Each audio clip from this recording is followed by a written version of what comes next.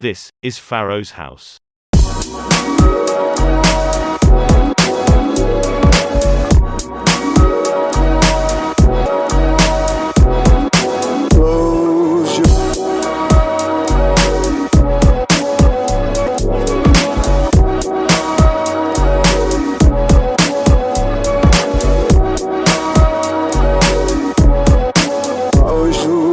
Greetings, kindred souls and kind strangers. As I address you through your black mirrors, know that the intent of my words, which often come in parable, edify you, repair you, guide you, and mean you no harm, unless your intent is nefarious, selfish, impure, dishonest, or avaricious. Then my words damn you. In other words, for those of you who come here with no ill will or hidden agendas, partake of this wisdom buffet. And for all others, a verbal parasite cleanse and purge is in order. Shall we continue? The title of my first topic is This Empirical Empire. This empire you'll hear me mention quite often. I've mentioned it, explained its inner workings, and oftentimes divulged the actual names of some of its human, mankind, and man main players. Empires, as manipulators of reality go, are nothing new. Obviously, they are a permitted facet of this place, approved by the highest authority. We, or most, go along every day as if the next day will be different. People, self-convinced that they are powerless, devote their will to politicians through voting in hopes that every figurehead will bring progress. Only those on the proverbial payroll get the payoff of progress. The rest, especially the aboriginals and the collateral damage peoples, get the same old same. Remember that image I shared from the Charles Schulz Peanuts series of the character Lucy forever tricking Charlie Brown into kicking a football which she always yanks away so he falls every time? That's the masses of people, the masses of aboriginals and the collateral damage peoples, falling for the same thing every time, as if pre-programmed to do so, or just in love with being abused. This could all stop right now with the flick of a switch inside everyone's head. For those of you hearing me for the first time, I'll share a breakdown of this current installment of Empire. We start with bloodlines. It's always about bloodlines. Everything travels through blood. It's a portal to both the eternal plane and the infinite loops. Which bloodline manages any given empire changes with the season of luminaries. You call them planets and star systems and constellations, which are an infinite loop. Emphasis on the word loop. So picture a carousel spinning at intervals with our unmoving eternal plane in the center. If you know where to stand and have more patience than the Bible's Job or Job, then you'll know what luminaries will pass as empires morph into the next. This current empire installation will also change hands, and so will the so-called color or hue of its controllers. It's a loop, so everything old is new again and again, until the board is wiped clean, for a time that is. And that's the thing, the controllers' vanity and arrogance, that they are the wisest, the best, the prettiest, and the epitome of life itself, always gets them. So they never see it coming. Or if they do, and usually many do, they plan in advance to maintain a controlling interest in the carousel's seating arrangement. It's the ethereal musical chairs, and it's always the recessive bunch who is the most arrogant. So does an empire have to lapse into wickedness and disorder? Of course not. But remember, this is a place of learning and growth. Ask yourself which pattern fosters your growth best: adversity plus intermittent tranquility, or tranquility plus intermittent adversity. You must answer that yourself, as we all are required to, and depending on our answers, so goes this place. People do make the world go round, especially when they think it's a globe. But moving onward. This empire is wicked because the magic number of masses caters to and indulges in all those directly and indirectly destructive actions which fuel an empire and its controlling minions of two-legged parasites. No different than how your own behavior supports parasite activities in your vessel. If you doubt that there is an actual number of unified minds and vessels that together will ignite worldwide progress, just ask behaviorists and sociologists. You've probably heard this magic number alluded to in the 100th monkey effect or the critical mass theory. And then there are those allegiances. Most sentient dwellers on this plane hold dearly to their so-called racial, cultural, religious, financial, economic affiliations. You hold on to these intangible connections, affiliations, or allegiances as if they are more precious than life itself. You meld with them to the point that you become the sum of your connections, affiliations, and allegiances. The true you ceases to exist by the time you reach the heyday of your life. And speaking of life, ponder these questions. Can you transition intact with your vessel, your color status, your racial loyalty, your gender politics, your sexual orientation, your wealth, your religion, your ethnicity, your culture, your educational indoctrination, your politics, your purloined knowledge? Of course you cannot. They shall not, do not, will not pass, and you will not pass if you equate yourself as the sum of all these. What parasites do is to try to become deities through legacy and everything they stole from original sources, and know that everything a parasite takes credit for, they stole. Will the host ever learn? Will the parasite ever learn? Experience is supposed to be the best teacher, and it is. This is a place of learning, as I said, and growth. An empire is designed as a trap, a maze, and a test. Let's look at this installment of the empire in part 2 of this, the empirical empire, in the next or upcoming Podisode. Please stand clear of the closing door. Going up.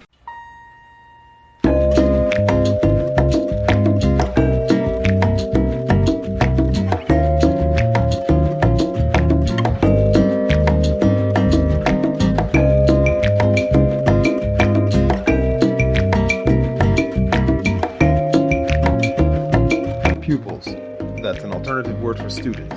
Get ready to write more notes, for my Podisode health tips starts now. Now, this segment addresses microplastics, which I have addressed in past Podisodes on plastics in all things ingestible and inhalable. Read any current article on the microplastics subject, and 9 times out of 10, each article will conclude that current scientific research does not know the long-term effects of microplastics on human health. These article writers are not being honest with their audiences. Petrochemical industrialists have known for at least the last 25 years what harmful effects nanoplastics have on immune response. Even the WHO, or WHO, claims that the world's population breathes air containing levels of pollutants that exceeds their own pollution limit standards, including plastic particles. Microplastics are released during the life cycle of plastics, from production to circulation to consumer usage and disposal. Depending on the micron size of the plastic invader, microplastics are able to breach intestinal tissues, enter the bloodstream, and dysregulate the immune response of your vessel. Microplastics encourage blood thickening, abnormal clotting, inflammation, and increased presence of prions or misshaped proteins, which have been attributed to causing neurodegenerative diseases, autoimmune diseases, and proliferation of pathogens like viruses and parasites. When you hear the word prions, think mad cow disease. But beyond all that, microplastics trap so-called spirits in a sentient vessel, similar to what happens when a river or stream becomes clogged with plastics. The river will then enter self-destruct mode, depending on the chemicals and energies leaching into the water. Flora and fauna begin to mutate or become sterile. Imagine what goes on in your so-called gut when it attempts to assimilate or to eliminate microplastics. If you ingested them in liquids or solids, they easily bypass stomach acids, as acid does little to nothing to plastic. For example, stomach acid contains a minute amount of hydrochloric acid, enough to break down bone and teeth, but it does nothing to plastic. In fact, plastic containers are used to hold acid. Plastic also makes the perfect containment field for spirits, just like the metal lead and a few other substances do. If you recall, I mentioned that a spirit can be generated organically as well as artificially. No doubt there is a difference at the cores of both manifestations, but we'll focus on artificially generated spirits, which microplastics facilitate a proliferation of within various life forms, in particular the so-called human life form. Two of the most commonly physiological situations attributed to microplastics are schizophrenia-like disorders and dementia-like symptoms.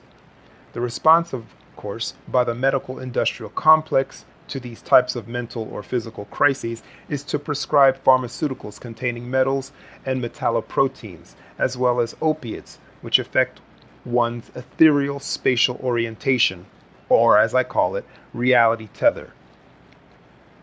You have a physical spatial orientation, which is defined as our natural ability to maintain our bodily orientation and or posture in relation to the surrounding environment or physical space, at rest or during motion. Genetically speaking, humans are designed to maintain spatial orientation on the ground, end definition. I surmise that to match our physical spatial orientation, there is a psychospiritual or ethereal orientation. I call this, as I said, a reality tether. This idea is not new. Some schools of thought call this a silver cord or the antakarana. Briefly explained, a reality tether is a hypothetical ethereal tether attached to rear left scapular or shoulder blade region, with a minor length of it running along left lateral region down to the left heel of your foot. Allegedly, everyone has this tether, which can be infected by various elements, such as parasites, but if breached irreparably or cut, renders its life form mentally deleted from present consciousness. Microplastics can affect connection to reality in some people, particularly those who ingest psychotropics, hallucinogens, copious amounts of alcoholic beverages, or impure cannabis. Tether breach or loss does not always result in physical death, but can disarm one's spiritual immunity or defense response mechanisms. We see evidence of this with severe mood swings, violent emotional response, bipolar disorders, and severe depression, to name a few. Biochemical reactions to microplastics in your blood include spikes in blood sugar levels, depletion of certain macrominerals like magnesium, potassium, and trace minerals like manganese, iodine, zinc, and selenium. In a future Podisode, I will reveal more on microplastics, metalloproteins, their effects, and how you can speed up your vessel's natural purgative response time in order to periodically remove microplastics. Know that this is a band-aid. If you want to end microplastics, then show that you truly care. Start forming those communities and reformatting this place into what it has the potential to be, a learning place, a higher balance and fidelity place. Lastly, here's one of my original quotes for you to ponder. If hell has walls, they're made of infinite layers of plastic.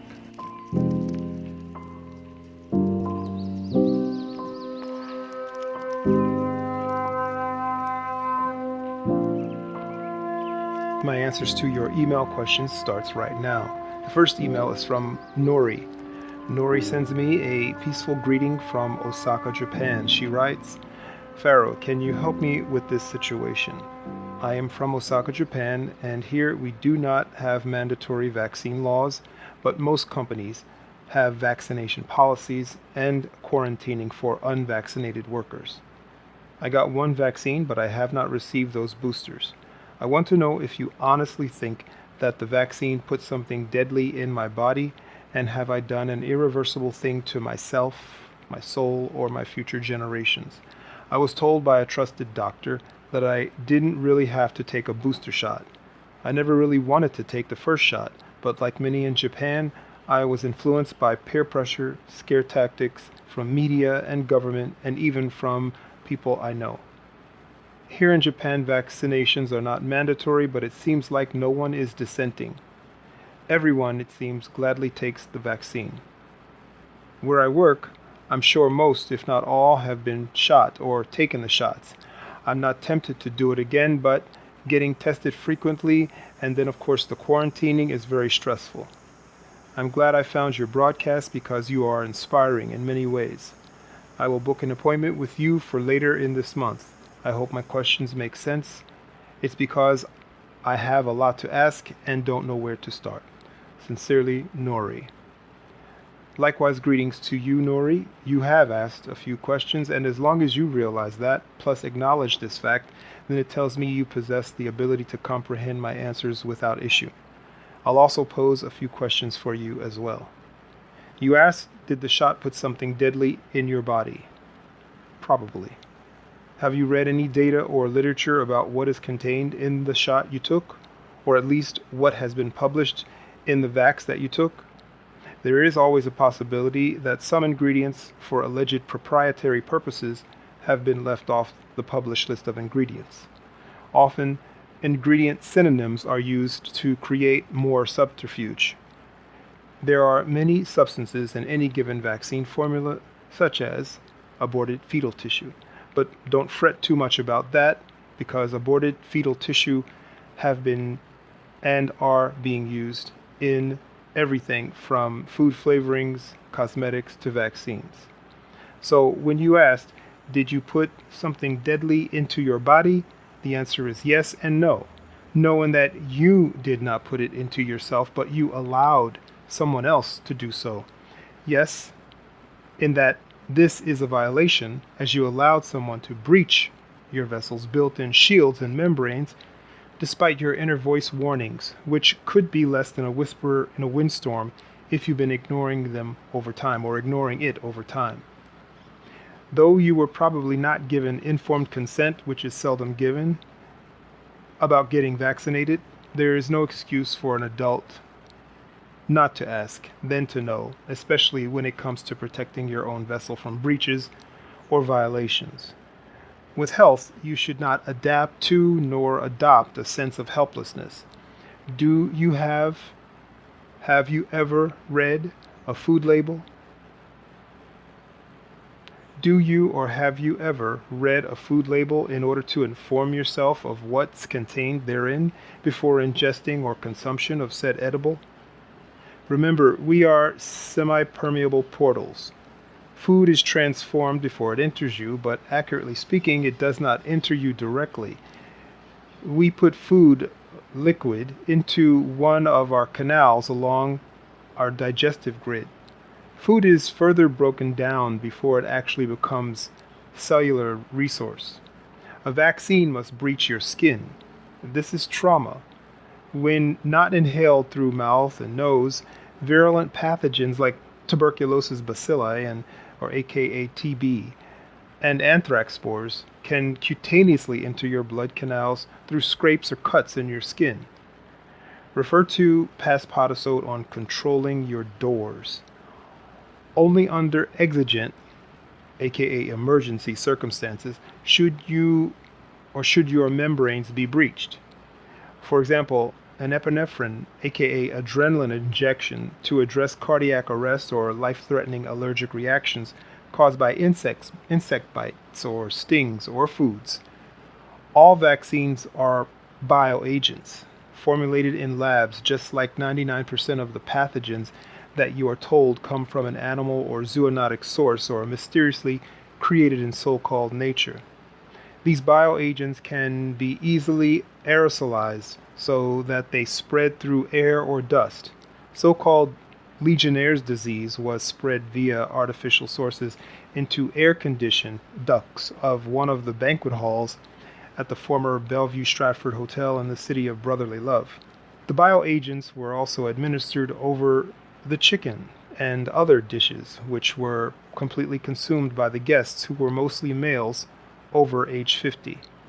As for ingredients placed into the vaccine you took, no doubt they opted to incorporate one or more types of what I call spirit essences. There are natural and artificial forms of spirit essence.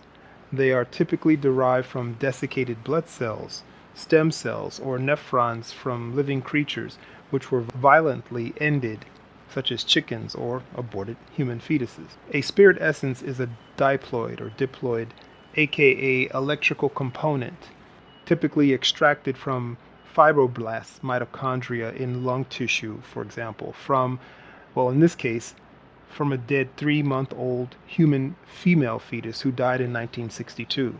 When dead fetal cells are used for concoctions like vaccines, they are used to start a cell line, which is a cell multiplied over and over again to produce cells which are of a consistent genetic makeup. Think of Lax cells, as in Henrietta Lacks. This way, you have consistency and continuity within the spell, which will then be associated with a binding agent or binder.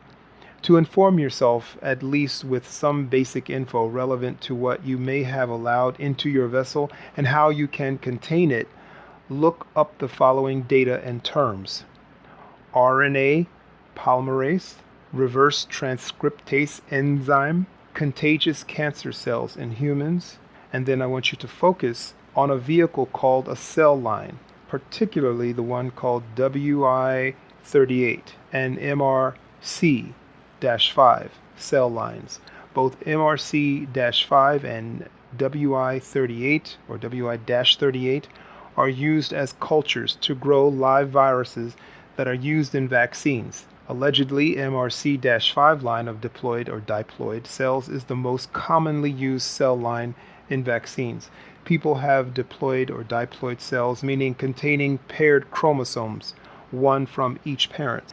You submitted your vessel to the medical industrial complex. The beings who run that machine, for the most part, follow standards which are detrimental and or antithetical to life. The proprietary bioagent that you exposed yourself to was crafted to target specific populations, such as Aboriginal American males and their linked genetic bloodlines. Of course, there has been and still will be collateral damage, meaning other groups, ethnic and racial, have also been affected, primarily males over 35. There will be increased so-called residual direct effects from these injections, including increased cancers, increased inflammatory disorders, reproductive disorders, and increase in rates of autoimmune disorders. You will be told that these damaging effects are irreversible. This is untrue. If you want to reverse this sleeper cell status, then ask yourself, how far are you willing and ready to go to repair, because it is not just the physical which you will be repairing.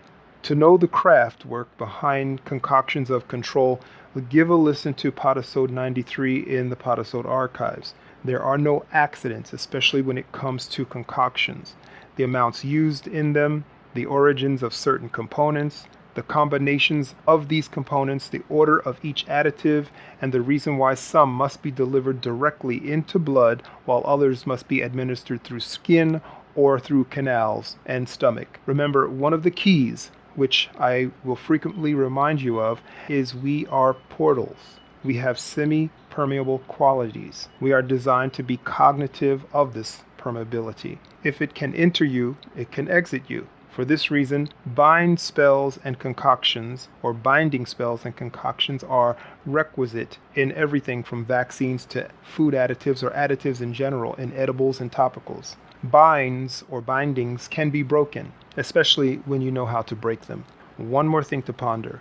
Do you recall something called the placebo effect? According to dictionary definition, the placebo effect is when a person's physical or mental health appears to improve, or rather actually improves, SIC, after taking a placebo or dummy treatment. What is seldom discussed is that a placebo that induces repair is an example of so-called mind over so-called matter. So if you can induce a so-called cure or so-called healing, you can also induce a so-called disease or so-called sickness. Replay this podisode and listen again to the segment earlier regarding microplastics and to this email segment for complete comprehension of what was spoken. Thank you for your questions, Nori, and I'll speak with you soon privately during your upcoming session. Email number 2 is from Ahmad. Ahmad asks, are there parasite people, or do people just get infected by parasites? I was raised Muslim and I still respect many of Islamic practices such as fasting during Ramadan. I have been on a cleansing fast before this holiday. We are not supposed to eat or drink anything during certain hours of each day during Ramadan, but I drank water during fasting hours because I am still on my cleansing fast. I didn't feel guilty, but I felt like the act of drinking water was best for my health, mainly because I was feeling pain in my lower back. I also realized I'm challenging my spiritual beliefs. I'd like you to share your view of religion. If not, that's okay, but I respect your point of view just the same. Greetings, Ahmad. The answer is yes and yes. Yes, there are parasitic people and there are parasite people. In the world of flora and fauna, or plants and animals, there are parasitic life forms that live off the life force of other living plants and animals. Many parasites resemble their hosts so that they can mimic their hosts. Often the life form that the parasite mimics is not the target. Instead, the targets are all those life forms that normally trust the host. There are so-called people who fit that description. We are to be wise and wary in this living, for parasites of all types abound, and it matters not whether we like or dislike this fact. As for fasting, religious rules, and my views on each, I say that the decisions you make should be wise. When you set out to fast, you do so with full knowledge of purpose and plan. Why attempt to separate soul or spirit and vessel when each is affected during such practices as fasting? A religion is personal to each individual. You make your religious decisions preferably with a mature, well-informed mind. That is not often the case with most followers of religions in any given religion. Whatever your religion, it is your responsibility to know the rules or ways of that religion. You said you respected my view. Well, generally speaking, my view on religion is as follows. It can be a crutch for those who think they require a constant or periodic reminder about what has been termed spirituality. It can also offer a sense of community for those who seek a spiritual foundation in a social setting, also known as fellowship in worship. Religion can offer this for those who believe they need frequent or periodic reminders about their own mortality, and for some, it's a never-ending search for reconciliation. All of these aforementioned scenarios indicate that a person is lacking a connection, so they believe or feel that an external resource or source like religion will help them eventually find, then make that connection. Religions exist because very few ever truly find nor make that connection. Societies have rules or laws that most people respect, but when societies collapse, is anarchy the natural outcome? It is for many, but for others who do not require written law, statute, or dogma, connection to original and original law is innately within them. For the latter group, no written code nor religious rule is needed to tell them that murder, for example, or theft is a violation of original law. Original is all there is. There is original law that wills all into existence, all into being. Ask yourself, Ahmad, is original law in you? Note, I did not say universal law, for that is a crafty distraction from and for those who have no true connection to originator creator. These types of entities are a perfect example of parasite people. They seek to distract life away from original source. Thanks, Ahmad, for your email. If you have questions that you'd like me to answer in an upcoming Podisode, write me at know@pharaohshouse.com or call 714-947-3663. Share your question and your voice with others, and I will answer your question in the next upcoming Podisodes. Pharaoh's House Podisode is the sole property of pharaohshouse.com. All third-party copyrights revert to their original owners. To inquire about syndication or sponsorship, please visit our website at pharaohshouse.com.